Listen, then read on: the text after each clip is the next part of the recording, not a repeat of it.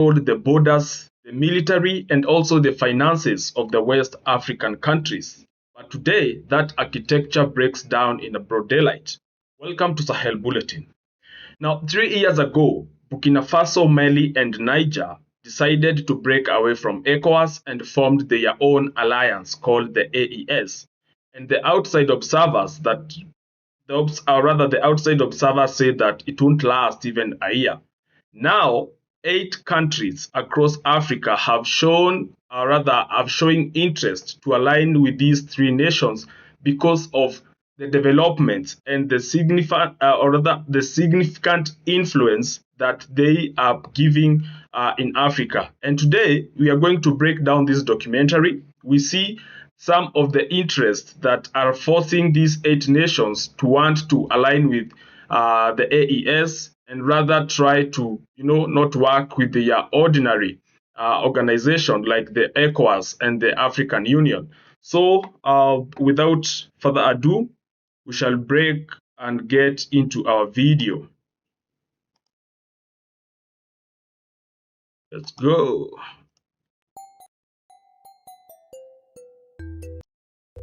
Burkina Faso, Mali, Niger, 3 nations that broke away from the West's oldest security framework in the Sahel and built their own from scratch. It's called the Alliance of Sahel States, the AES. It started 3 years ago as a defensive military pact between 3 military governments nobody expected to survive. Today, up to 8 more African nations, Guinea, Chad, Mauritania, Togo, the Central African Republic, Sudan, South Sudan, and even Algeria are being watched closely for signs of alignment with it. Why does this matter beyond 3 landlocked capitals in West Africa?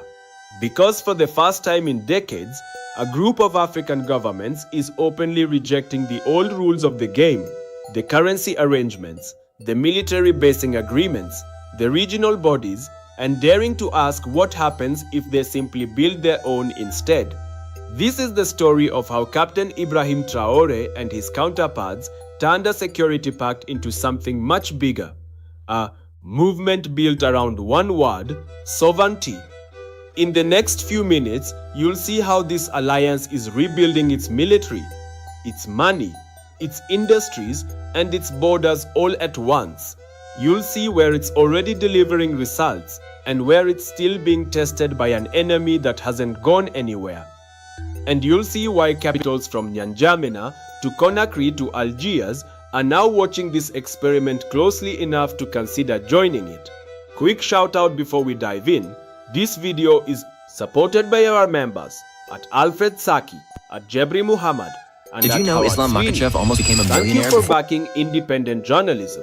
If you want to help this channel keep digging into stories the mainstream won't touch, join them, link below. To understand what the AES is fighting for, and you'll see why capitals from N'Djamena for over Conakry to Algiers are now watching this experiment closely enough to consider joining it. Built with Mauritania, quick shout out before we dive in. Mali, this video is Burkina supported by our members, headquartered in Alfred Saki, backed by French and Western funding. Did you know Islam Makhachev almost became a millionaire? For backing independent journalism. It was dependency. If you want to help this channel keep digging into stories the mainstream won't touch, join them. Link below which equipment understand it and which didn't. And through it all, a currency printed and guaranteed outside the region, the CFA franc, still governed how each of these economies spend, borrow, and grow. Coups swept through the region: Mali in 2020 and 2021, Burkina Faso in 2022, Niger in 2023. Each new military government inherited the same broken equation. French troops on the ground, jihadist violence rising anyway, and a civilian population that had stopped believing outside intervention was actually working. The numbers tell the human cost. In Burkina Faso alone, more than 7,500 violent deaths and 1.6 million people displaced between 2015 and 2021, and that toll has only climbed since. This wasn't a statistic on a foreign ministry briefing slide. This was villages emptied overnight, farmers who stopped planting fields near contested roads, Children who stopped walking to schools that closed for the third, fourth, fifth time. For years, the promise from Paris and from Western capitals was the same. Stay the course, trust the process, security will come. It didn't come. And by the early 2020s, patience across the region had run out. By December 2023, Burkina Faso and Niger had formally withdrawn from the G5 Sahel. Within days, the remaining members dissolved what was left of it. The old framework didn't just weaken, it collapsed. Just want to get through there because the G5 is an alliance that was basically created by the West, and most of its meetings were being held in France, and you could see Macron in this some of this meeting. And the reason why they created the G5 apart from the ECOWAS is simply because when you look at the G5, maybe if I have this image here with me, I can just show it to you. Like that. Okay, so this is the G5. So the G5, no, this is I think it is the ECOWAS versus AES, but the G5 basically included Chad, it included Niger, Burkina Faso, Mali, and Mauritius was here. So it was basically across through the Sahel region, and this is where most activities of militia gangs were involved, and that is why it was a security, or rather it was a security. It needed security, rather, for that case.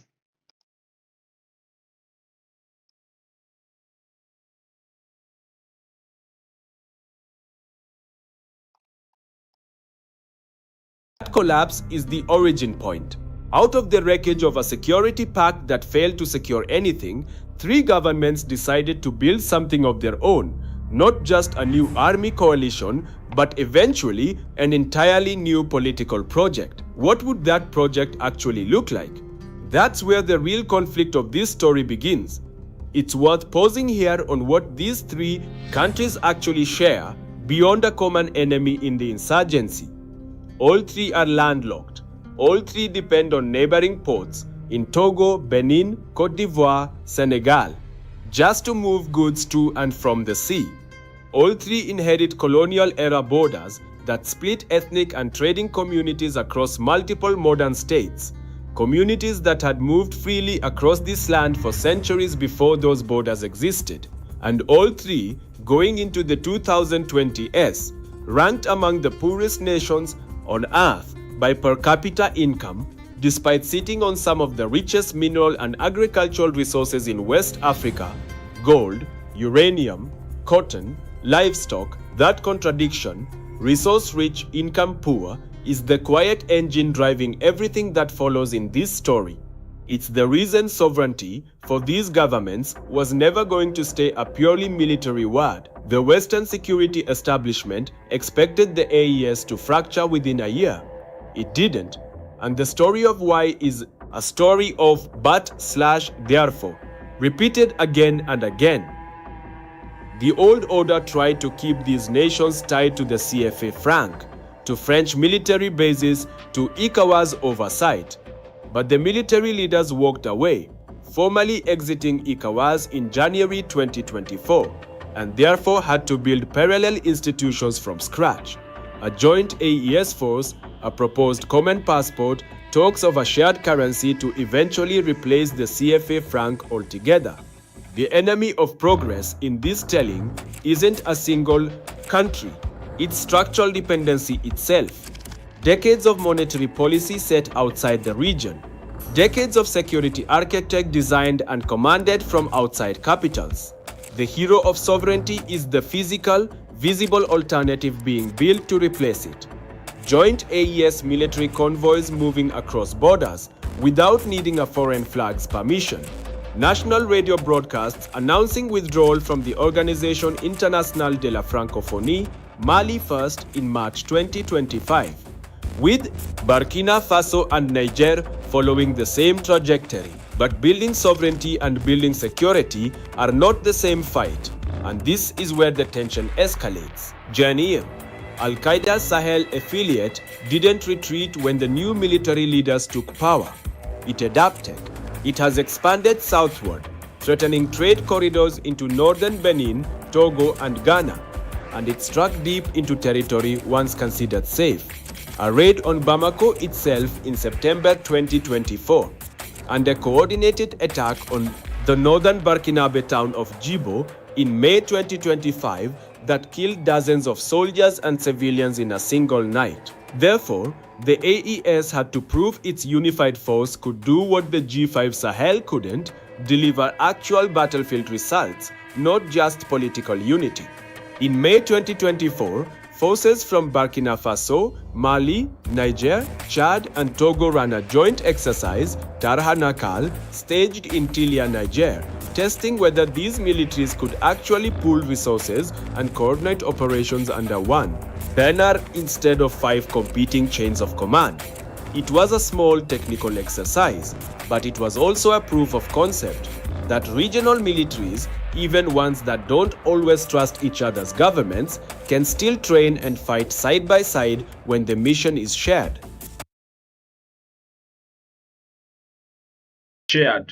Because sometimes it's called a truce, making a truce. In as much as probably even, in our normal lives, you have a problem with somebody and now you have a common problem, you have first to put your differences aside and face the main the main problem, or the main challenge that is facing you.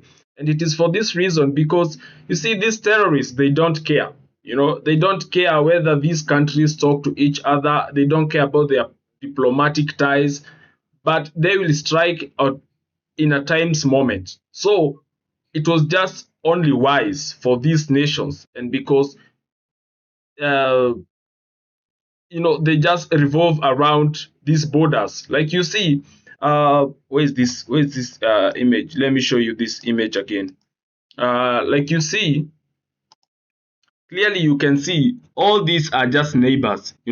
Talk of Nigeria, you talk of Benin, talk of Togo, Ghana, Cote d'Ivoire. You see, Burkina Faso, Niger, Mali. So these terrorists, or rather these militia gangs, have a free space, to just do whatever they want. And it is for this reason that they feel the AES, or the Alliance of Sahel State, is doing a greater job in curbing these militia gangs compared to how even the G5 did, compared even to how ECOWAS is handling this issue.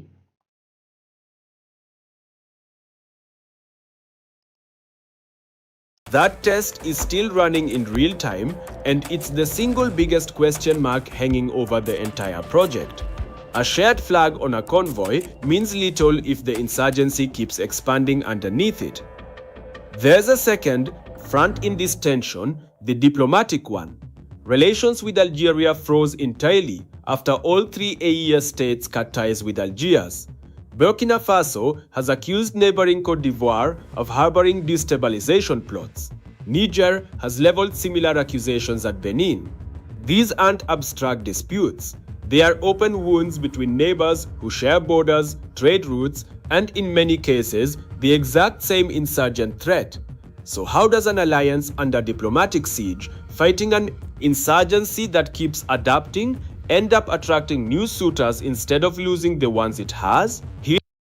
All right. Now, just before we proceed, I just want to bring you back this image, because General Chiani, that's the president of Niger, has more than one time accused the Benin government, and you see, this is where Benin is. Okay, so Benin being here, you can see Benin. It's just adjacent to Niger. Now, Benin, under the leadership of President Talon, had a great influence, or rather, had a great diplomatic relationship with France. Now, Burkina Faso also has a challenge with Ghana, because not Ghana, but rather Cote d'Ivoire. And you can see here Cote d'Ivoire again. Cote d'Ivoire have strong diplomatic relationships with France. And so now whenever they want probably to aim Burkina Faso or Niger, now they probably will use some of these neighboring countries.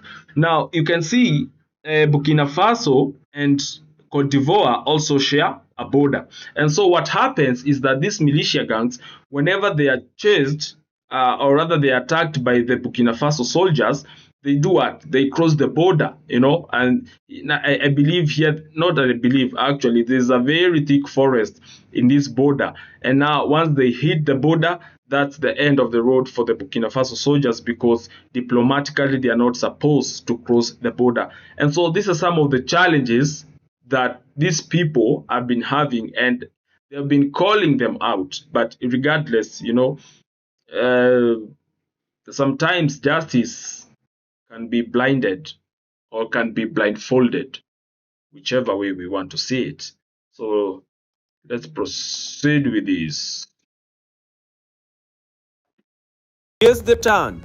By mid-2026, cracks are showing on the other side of the divide too. Chad's Minister of Communications has publicly called the AES a wonderful experience and said joining would be good for his country. Guinea has quietly deepened ties with the alliance. Public sentiment in Cote d'Ivoire itself, ahead of an October presidential election, shows real appetite for closer relations with the AES bloc, even as the sitting government stays aligned with Paris. Opposition leader has signaled that, if elected, his government would move towards stronger AES ties rather than away from them. Therefore, the alliance that started as 3 isolated, sanctioned governments is now a gravitational center, pulling at neighbors who are supposed to be its rivals. That is not something Western policymakers predicted when the sanctions were first imposed. None of Gandhi. This erases the real criticism. International observers continue to raise legitimate concerns about governance, about the durability of military rule, about human rights records in counter-insurgency operations, about a dependency now shifting toward Russia and its Africa Corps mercenaries rather than disappearing altogether. Trading one foreign security patron for another is not the same thing as sovereignty, and that contradiction sits at the center of the AES story, unresolved. Supporters of the project make a different argument, that sovereignty was never going to arrive perfectly formed, that the measure of a government isn't whether outsiders approve of it, but whether it can deliver security, economic opportunity, and functioning institutions for its own people, and that judgment has to be made on results, not on optics. Both things can be true at once. That's the tension this documentary refuses to flatten. There's a third dimension to this story that gets far less attention than the soldiers and the sanctions, the money itself. For decades, 14 African countries, including all 3 AES members, have used the CFA franc, a currency pegged to the euro and, until recently, backed by reserves held partly in the French treasury. Supporters of the peg point to the stability it has historically offered. Critics call it monetary sovereignty on loan, with interest paid in political deference. The AES has floated the idea of a common currency to eventually replace the CFA franc across its members, a project still in its early technical stages without a firm timeline. But therefore, in the meantime, each country has taken smaller, faster steps, renegotiating mining contracts to capture more revenue domestically, building processing plants for raw cotton and gold instead of shipping them out unrefined, and directing state budgets toward infrastructure that keeps trade moving inside the bloc rather than out through old colonial era ports and rail lines built to serve someone else's economy. Picture a truck loaded with raw cotton, once bound for a foreign spinning mill, now rerouted to a domestic mill instead. The same crop, the same farmer, but a different destination and a different country capturing the value added along the way. That's the physical, visible version of what economic sovereignty actually looks like on the ground, away from the flags and the podium speeches. So where does this leave the alliance of Soros states as it enters its 4th year? It is no longer a security experiment. It has become, in the words of analysts watching the region closely, a full political identity, a bloc actively campaigning for African economic independence, urging member states and sympathetic neighbors to stop exporting raw resources and start building the industries to process them at home. Captain Traoré's vision: cotton turned into thread rather than shipped raw, gold refined rather than exported and worked, food grown to feed the region rather than to fill foreign supply chains, has become something close to the alliance's economic doctrine. Political independence in this framing means nothing without industrial independence sitting right behind it. That's the pivot the AES is betting its entire future on. That sovereignty isn't just about who commands the soldiers at the border, but about who owns the factory, who processes the raw material, and who keeps the profit at the end of the supply chain.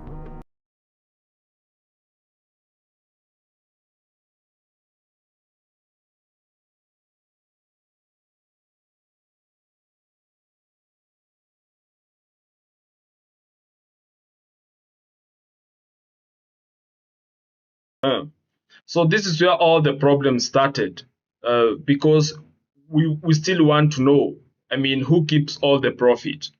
A country like Niger is one of the highest producing country of uranium. It is ranked up to number 5 worldwide. And for a very long time, France had been taking advantage of this uranium, selling it up to upwards of 200 times whatever they got from Niger. And this is under the leadership of who's this president? Bazoum, Mohamed Bazoum. But Bazoum back then was the president, and he was a strong ally of the France. But you see, this is what they did, because once they corrupt the president, and that's it for you. But moving forward, these three generals, because I believe the reason why they took this leadership is with good intention, because having been soldiers fighting on the ground and knowing the real dangers that were facing this, or rather they were facing their country and their citizen. I remember at one time, Assimi Goïta said that after the French military came now to Mali, that is in 2013, and they were fighting these insurgents, and now they had pushed them back to a point that these now militia gangs now were retreating. And to his surprise, he was surprised to see that the French officials told them that they cannot push any further because the militia have simply, surrendered. But they were still living, but they had surrendered. And now this is when it kicked him hard, and he understood that this war is beyond what he thought. And when you look some of these things, because again, even if these they were coming to help with good intention, but now you can see it's them now, the French soldiers, it's them now who will be calling the shots. Now they will be giving the Malian soldiers the directions, do this, do that. And when I say Mali, I mean also in Burkina Faso, because they were all affiliated, and they didn't have much again of intelligence, security intelligence based on the militia. And so for them, they were just acting like proxies, if you may say, just guys who are in the field. And it is for this reason now they decided to take their country. And another thing is because they knew once they come and take the country, it's not enough. Now they'll need to make sure that these people are fed. And that's why now they started doing agriculture. They started building industries, processing industries. They turned their diplomatic shifts from west to east. And now they started working with Russia, China, Turkey, very independent and sovereign countries. And it has led to all this development. But more importantly is their willingness, to pursue their vision amidst all these challenges that they have been experiencing. I mean, there are better countries in Africa compared to Burkina Faso, Mali, and Niger, based on they are located somewhere in a desert. Some countries in tropical regions like Congo, those are very rich, countries that can make good output for agricultural production if cultivation was to be done, because they have a vast land, fertile, but the management again, the corruption thing, everything, that the war that is perpetuated there, it cannot give a room for such development. And this is why the AES stands out. The joint AES force is still being tested against an insurgency that hasn't slowed. That test will not resolve neatly, and this documentary will not pretend otherwise. But the alliance has already outlasted the timeline most outside observers gave it. It has weathered sanctions, isolation from ECOWAS, and open hostility from some neighbors. And it is still standing, still recruiting sympathy from unexpected corners of the region. The African Union has stepped into the gap left by the G5 Sahel's collapse, working to broker dialogue between the AES and its neighbors rather than let the divide harden permanently. Improving relations between Bamako and Algiers and between Niger and Benin suggests the isolation may not be permanent either, that even the sharpest diplomatic ruptures in this story have room to heal. There is even talk of reviving the old Nouakchott process, the African Union's counter-terrorism cooperation mechanism, expanded to include coastal states like Togo, Ghana, and Benin that are now facing the same JNIM threat spreading south.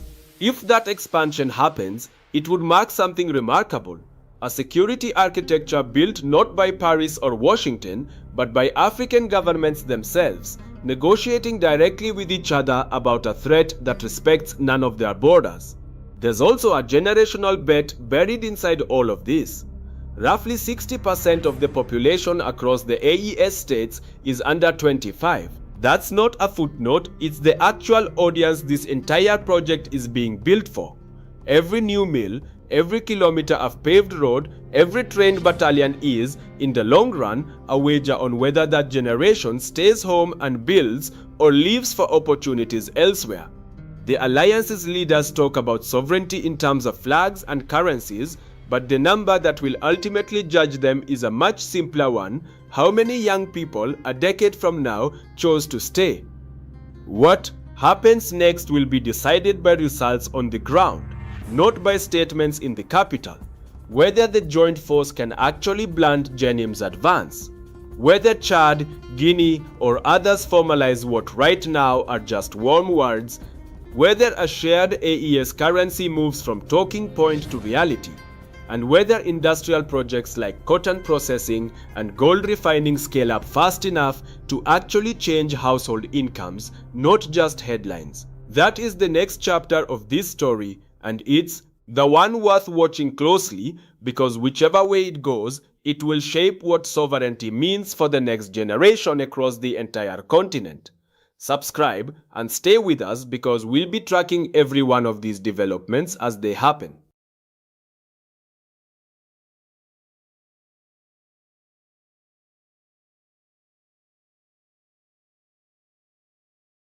These guys are really doing a great job, because given all the challenges that they had to go through, I mean, it was by long shot, if I will say.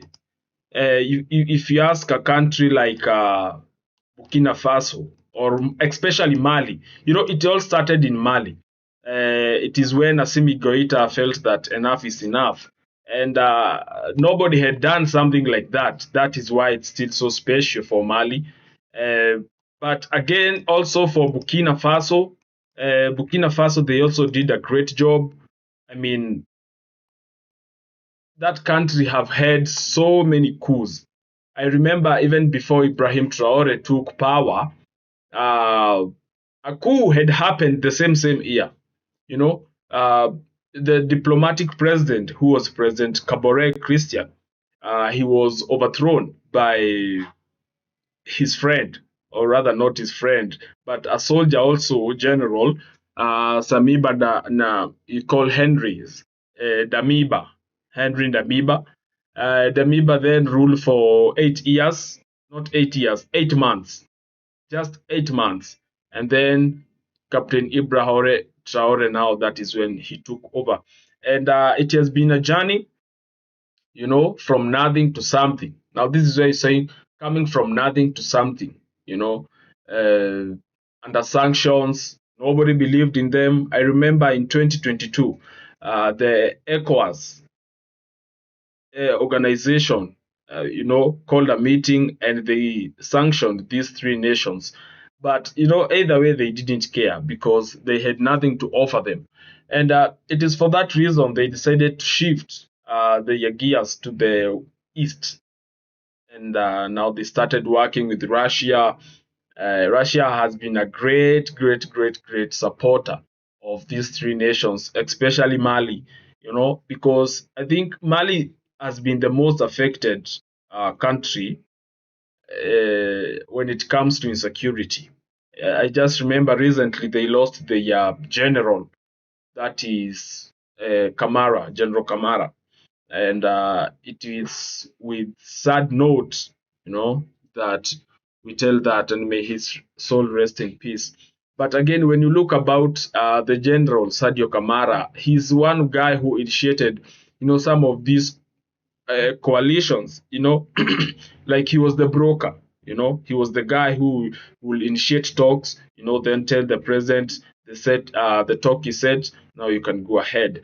And either way, after his death, President Assimi Goita decided to do something strange because he decided to take the Ministry of Security in his own hands, and he appointed himself as the Minister of Defense, so that he can be getting direct intel of what is happening around Mali. Right now, AES are way much better, especially when you think about a country like Burkina Faso. So much developments are happening. Even the citizens themselves are so proud to be associated with Burkina Faso and to be associated with Captain Ibrahim Traoré. And you can see these people, they don't care, they all help in whichever way, in whichever little way they can. If someone is not rich enough to give money, then they can always, contribute their time. And this is how, these small changes have resulted to bigger results. Now you can see now that the 8 nations, are interested. There are some 8 nations, who have been showing strong alliance or alignment with these 3 AES nations. And it's simply because of the resilience that they have shown, that with or without you, we are moving, because they have one vision. They all know where they came from, and that is the most important point. They all have a common point of origin, and I think it's always a challenge, because when we have different points of origin, then probably we will tend to see lives differently. But if we have the same point of origin, then we kind of tended to see the same in the same direction.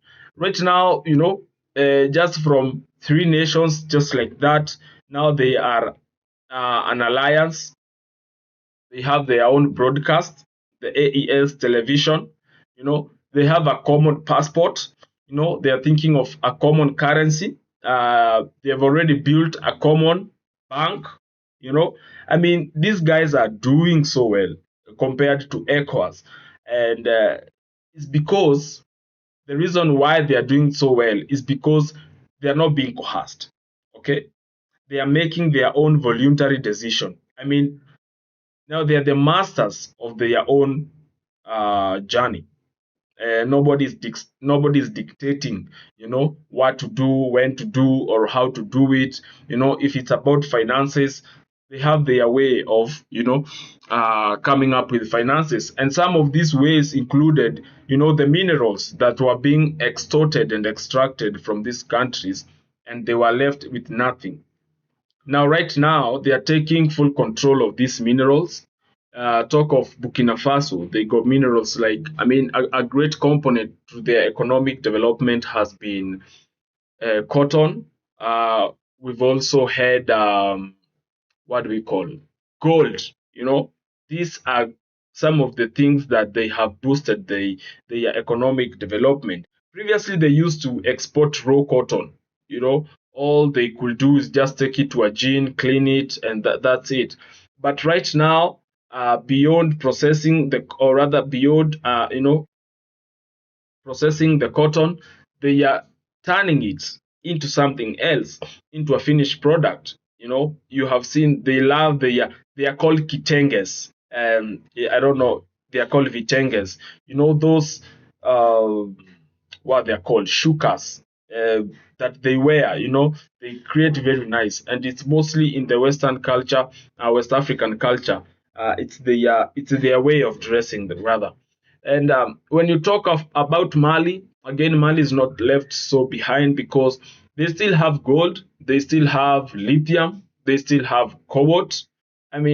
They're also rich in minerals, but their most challenge has been the insurgency, because they have got a very porous desert to the north, that is with the border to the Algeria, and then to Chad, rather no, to Algeria and Niger, or rather, yeah. And so sometimes it becomes a bit hard because there's not much development on those places. Most of the things are concentrated on the southern part of Mali. Now, when you talk about Niger, Niger is also blessed with oil. It has oil. It also has what we call uranium. Uranium is used in production of nuclear power, and it is one of the cleanest source of energy, and it is something that France has been relying on for a very long time.